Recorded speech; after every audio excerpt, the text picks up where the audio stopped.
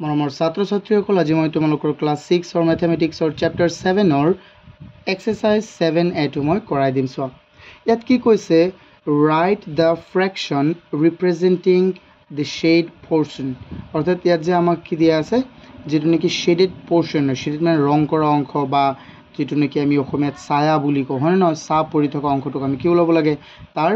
ভগ্নাংশ লিখিব লাগে চোৱা ইয়াৰ আগতে আমি জানিব লাগিব যে ভগ্নাংশ কি ভগ্নাংশ কি প্ৰকাৰ কি কথা এইবিলাক বস্তু আমি জানিব লাগিব চোৱা ভগ্নাংশ মানে কি কোনো এটা বস্তুৰ কেইবাটাও খণ্ড বা অংশ যেনে ধৰি লোৱা আমাক কৈছে যে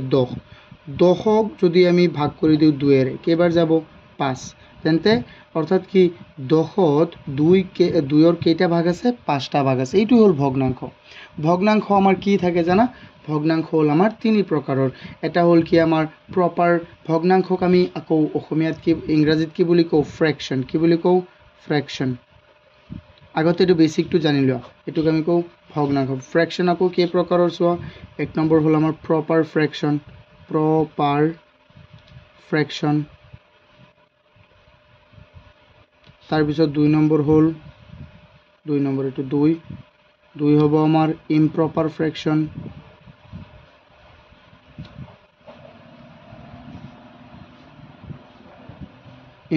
ফ্ৰেকশন তিনি নম্বৰ হল আমাৰ মিক্সড ফ্ৰেকশন এটো অসমীয়াটো চোৱা ইয়াক আমি কও প্ৰকৃত ভগ্নাংশটো লিখি দিও ভগ্নাংশ আৰু ইয়াক আমি অপ্ৰকৃত ভগ্নাংশ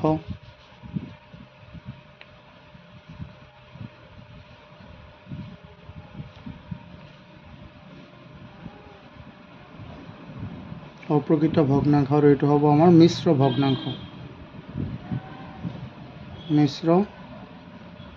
ভগ্নাংশ ঠিক আছে এটো বস্তু অকমান ধ্যান দিবা সো এতিয়া প্ৰপাৰ ফ্ৰেকশন কাক কয় ইমপ্ৰপাৰ ফ্ৰেকশন কাক কয় মিক্সড ফ্ৰেকশন কাক কয় সো ফ্ৰেকশনৰ দুটা তোমাৰ অংশ থাকে চাবা যেনে ইয়াত যে মই লিখিছো 10 বাই কি লিখিছো মই 2 এটোক আমি অসমীয়াত কি বুলি কম কোৱাচোন এটোক আমি অসমীয়াত কম লব যাক আমি ইংৰাজীত কি বুলি কও নিউমেৰেটৰ এটো নিউমেৰেটৰ আৰু এটোক আমি কি বুলি কও হৰ যাক আমি অসমীয়াত কি ইংৰাজীত কি বুলি কম ডিনোমিনেটৰ সো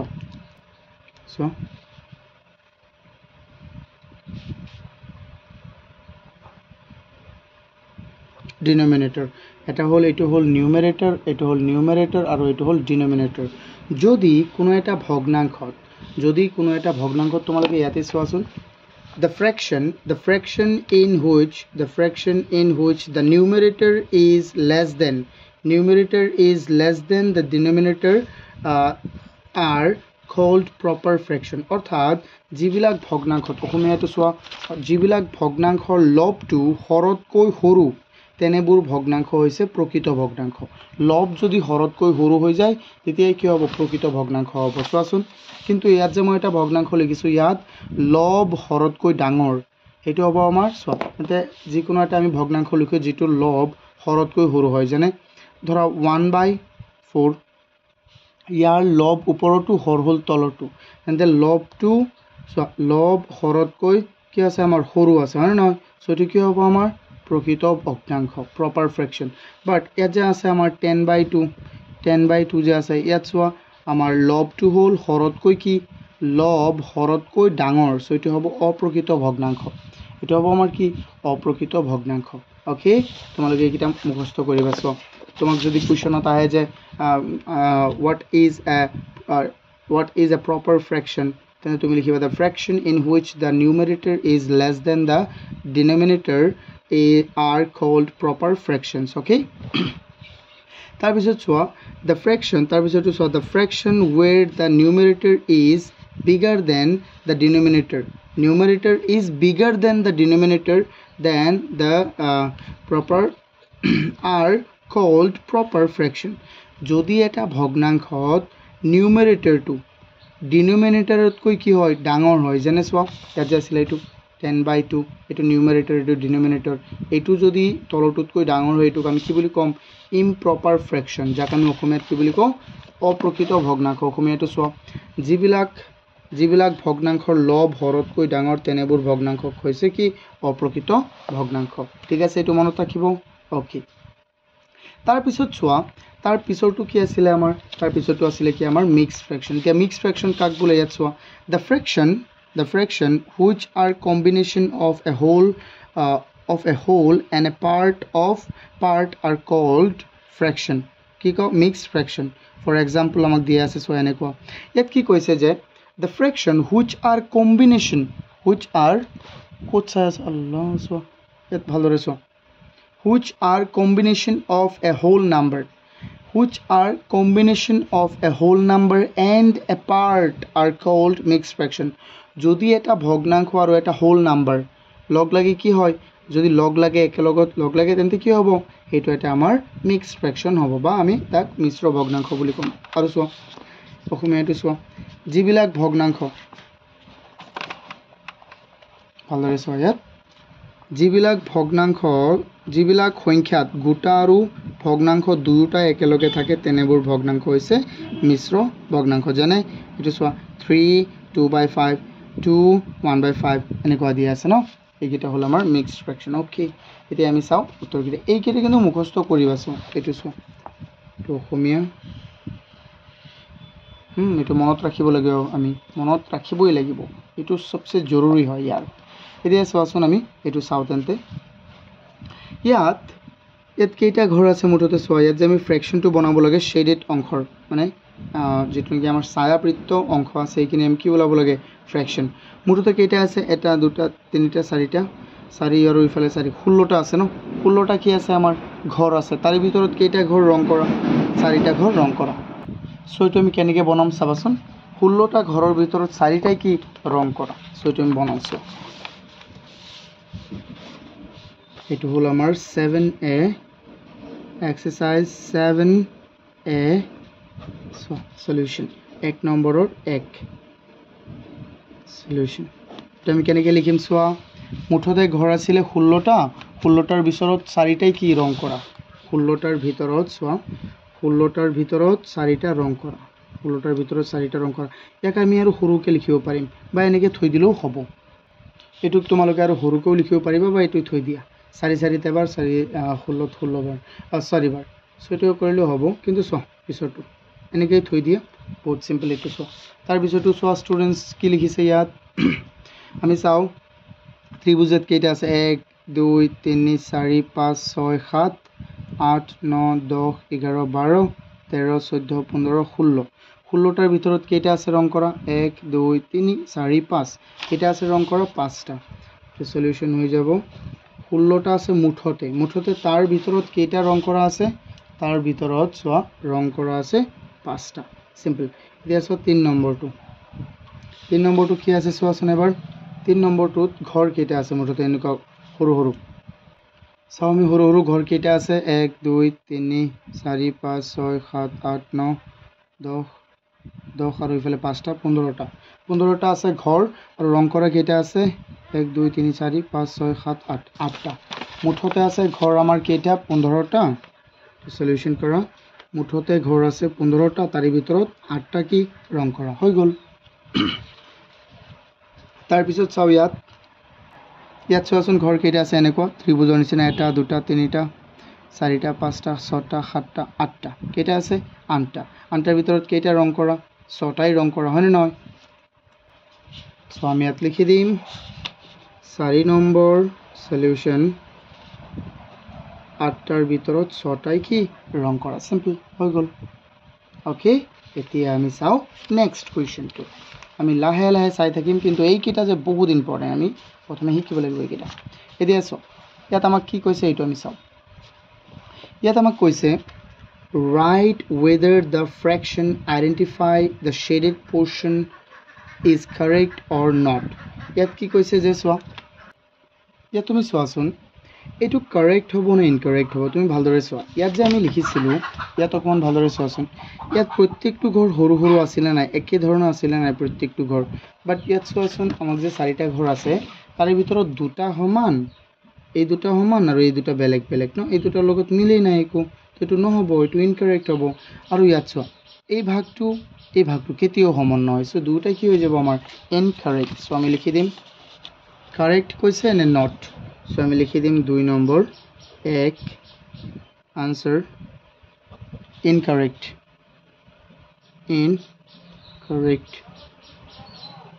তাৰপিছত 2 আনসাৰ ইনকাৰেক্ট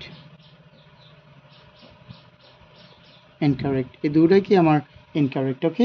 এতিয়া সো আমি চাও 3 নম্বৰটো shade 7 parts of the adjacent ring. Write the fraction representing the shaded portion. কি কৈছে সোয়া shade 7 parts of the adjacent ring. আমাক যে এটা ring দিয়া আছে এইকিটা এইটো এই বৃত্ত এই বস্তুটোৰ কি কৰিব লাগে আমাৰ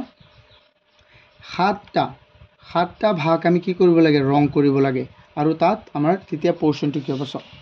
ইয়াত কেইটা ভাগ আছে মুঠতে আমি চাও ইয়াৰ পৰা স্টাৰ্ট কৰো 1 2 3 4 5 6 7 8 9 10 11 12 13 14 15 16 16টা ভাগ আছে 16টাৰ ভিতৰত কেইটা ভাগক আমাক ৰং কৰিব দিছে 7টা তেন্তে আমাৰ পোৰশনটো কিমান হ'ব সিম্পল তোমালোকে এটো 7টা যিকোনো 7টা ৰং কৰি লবা ধৰা 1 2 3 4 5 6 7 তো ইয়াৰ পৰা স্টাৰ্ট কৰি ইফালে ৰং কৰি দিবা ঠিক আছে এনেকা ৰং কৰি দি তেন্তে আমাৰ মুঠতে কিমান আছিল চোৱা মুঠতে আসলে কেইটা কৈছিলো মই 1 2 3 4 5 6 7 8 9 10 11 12 13 14 15 16 16টাৰ ভিতৰত 7টা ৰং কৰিব লাগে সো আমাৰ আনসাৰটো হৈ যাব আমাৰ 16টাৰ ভিতৰত 7টা ৰং কৰিব লাগে সিম্পল শেডেড পোৰশনৰ এটো ফ্ৰ্যাকশন হৈ যাব আমাৰ কিন্তু তোমালোকে এটো ৰং কৰি লবা আমি তো কেনেকৈ ৰং কৰিম বনাবলৈ দেৰি হ'ব বেছি লম্বা হৈ যাব ভিডিও লাহে সো এতিয়া question from our 3 asile 4 to sum write the natural number from 1 to 50 and encircle the prime numbers from them what fraction of natural number are prime numbers express them acha ki koise je 1 or পৰা 50 লৈকে যিমানবোৰ natural number আছে এইকিটা লিখা আৰু তাৰে ভিতৰত কি উলিবা তা prime number কিটা উলিবা সো আমি চ্যাপ্টার 1 ত পাই আইছিলো না নহয় Chapter 1 2 আমি পাই আইছিলো এগিরা ন্যাচারাল নাম্বার কি হয় আর নয় তার পিছত আমি চ্যাপ্টার 5 তো পাই আইছো আর প্রাইম নাম্বার কি হয় এগিরা পাই আইছো সো প্রথমে আমি 1 এর পর 50 লৈকে লিখো এতিয়া সো মই 50 লৈকে লিখিলো এতিয়া চাও প্রাইম নাম্বার কোন কিটা আছে এটো প্রাইম নাম্বার এটো prime number 13 prime number 14 15 16 17 prime number 19 23 তাৰপিছত 23 25 27 নহয় 29 31 তাৰপিছত 31 33 হ'ব এইটো 37 আমাৰ প্ৰাইম নাম্বাৰ 37 প্ৰাইম নাম্বাৰ 39 নহয় কিন্তু প্ৰাইম নাম্বাৰ হা তাৰপিছত চোৱা আৰু কি আছে তাৰপিছত আৰু চাও আমি 39 40 41 hobo 43 47 49 নহয় ন তো এই টাইম পালো 1 2 3 4 5 6 7 8 9 10 11 12 13 14 15 এই টাইম পালো 15টা 50 এর ভিতৰত 15টা আমি কি পালো প্ৰাইম নাম্বাৰ পালো সো এটা আনসারটো কি হ'ব সো এতিয়া আমাক কি কৈছে যে what fraction of the natural number are prime numbers express them okay so answer to ki hobo now the fraction equal ki man hobo 50 er bhitorot 15 ta hol amar ki prime number simple eto hoy gol yak tumi horo koribo pariba but eto enike thoi dilo hobo eto hol amar uttor etia so ami next question to Question 5 What fraction of a year is 5 month? Okay. এটা বছৰত এক বছৰৰ এইটো ভগ্নাংশটো 5 মাহৰ ভগ্নাংশটো ওলাব লাগে মানে এটা বছৰৰ কিমান অংশ 5 মাহ বা 5 মাহৰ ভগ্নাংশটো আমাৰ ওলাব লাগে সো এইটো লিখিবলৈ হলে আমি প্ৰথমে লিখিম যে 1 year equal কিমান 1 year equal কিমান 5 month 12 month মানে নহয় কো তেন্তে এক বছৰত যদি 12 মাহ হয় সো the fraction কিমান হৈ যাব ফ্ৰেকশনটো আমাৰ কিমান হ'ব 12 মাহৰ 5 হৈ গল এটো আমাৰ ফ্ৰেকশন হৈ গল সিম্পল যেটো ফ্ৰেকশন আমাক ওলাব কৈছে এতিয়া চাও আমি নেক্সট কোৱেশ্চন বুজি পাইছা না নাই এক বছৰৰ 12 মাহৰ ভিতৰত 5 মাহ তো এটো হল আমাৰ ফ্ৰেকশন এতিয়া চাও নেক্সট চাও আমি 6 নম্বৰটো write the proper fraction whose denominator is 11 এনেকুৱা এটা proper fraction লিখা যাৰ denominator টো আমাৰ কিমান 11 তাৰ পিছত কৈছে numerator is an even prime number and denominator is 3 more than that okay so এটো এটা দুটা এটা কোশ্চেন হয় নেকি ৰবা মই কমেন্ট ইয়াত এটা বস্তু দিয়াই নাই এনেকুৱা এটা ভগ্নাংশ লিখিব দিছে যাৰ denominator 11 বাট আৰু একো দিয়াই নাই চোৱাচোন অসমীয়াটো দিছে যাৰ হৰ 11 আৰু লব কিমান লব হল আমাৰ 7 লিখি আছো তেন্তে চোৱাচোন এইটো কোশ্চেন আমাৰ কিমান আছিল 6 question 6 solution write the proper fraction যাৰ denominator কি হয় denominator কি আছিল প্ৰথমে এটো চাই লোৱা denominator কি আছিল তলৰটো আৰু numerator কি ওপৰটো যাৰ denominator 11 মানে কি হ'ব আমাৰ a নম্বৰটো কি হৈ যাব a নম্বৰটো denominator 11 আৰু numerator কিমান কৈছে মানে লব মই কি উল্টাকে লিখি আছো সোৱা denominator মানে কি তলত বহিবনে নাই সো 5 আৰু লব কিমান 7 এটো হ'ব আমাৰ আনসাৰ বি নম্বৰটো সোৱা কি কৈছে লবটো যুগ্ম মৌলিক সংখ্যা আৰু হৰটো তাতকৈ 3 বেছি এতিয়া সোৱা তোমালোকে এটো মনত ৰাখিবা মৌলিক সংখ্যাৰ ভিতৰত যুগ্ম মাত্ৰ এটাই আছে আৰু হিটো কি আমাৰ 2 সো লবটো আমাক কি কৈছে নিউমাৰেটৰ আমাক কি হ'ব বুলি কৈছে 2 আৰু তাত আৰু ডিনোমিনেটৰ তাতকৈ 3 বেছি তেন্তে কি হৈ যাব কোৱাচোন লবটো হ'ব 2 আৰু ডিনোমিনেটৰটো কিমান হ'ব তাতকৈ 3 বেছি অৰ্থাৎ কি হৈ যাব 5 সিম্পল আৰু নহয় বুজি পাইছা না ষ্টুডেন্টস আই হোপ তোমালোকে বুজি পাইছা সোৱা numerator is an even prime number ভিতৰত প্ৰথমে যে মই লিখিছো even মই কত লিখিছিলো এটো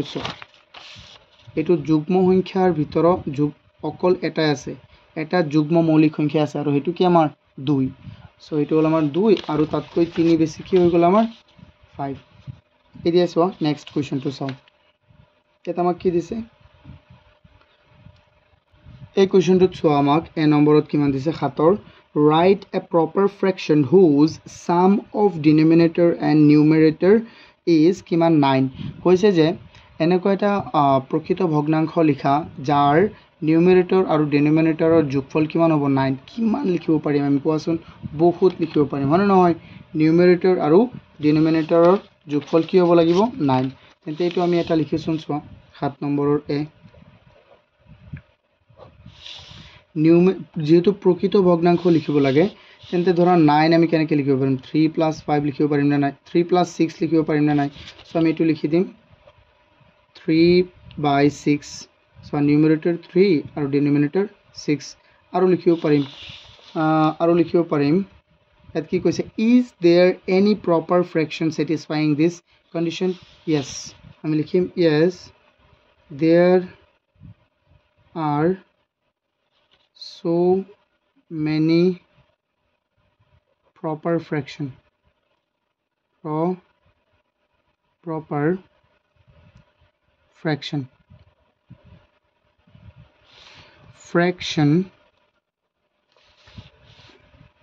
like this proper fraction like